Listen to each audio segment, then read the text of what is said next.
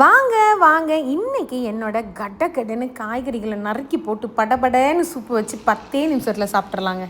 எவ்வளவோ சாப்பிட்ருப்பீங்க. இதை ஒரே ஒரு வாட்டி ட்ரை பண்ணி பாருங்கள். ஒரு கடாயில் கொஞ்சோண்டு தேங்காய் எண்ணெயை விட்டு காய்கறி கட் பண்ண வெங்காயம் எல்லாத்தையுமே கொஞ்சோண்டு இஞ்சி பூண்டு பேஸ்ட்டு எல்லாத்தையும் சேர்த்து ஒரு மிக்சிங்கை போட்டு அது கூடவே உங்களுக்கு காரத்துக்கு தேவைன்னா பச்சை மிளகா போட்டுக்கோங்க. நான் போட்டுக்கிட்டேன். அப்படியே கொஞ்சம் சிக்கனையும் போட்டுக்கிட்டேங்க.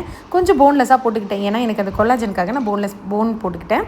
ஸோ இது எல்லாத்தையும் போட்டுட்டு கொஞ்சம் கஸ்தூரி மேத்தியை தூவி ஒரு வாசனைக்கு கொஞ்சமாக சோயா சாஸையும் ஊற்றிட்டு தண்ணி எவ்வளோ வேணுமோ தண்ணியை ஊற்றி வேக வச்சுருங்க மூடி போட்டு. ஸோ எத்தனை பேத்துக்கு இதே மாதிரி வெயிட் கம்மி பண்ணணும், இதே மாதிரி வெயிட் லாஸ் ரெசிபி எத்தனை பேத்துக்கு வேணுன்றதை ரெசிபின்னு கமெண்ட் பண்ணுங்கள்.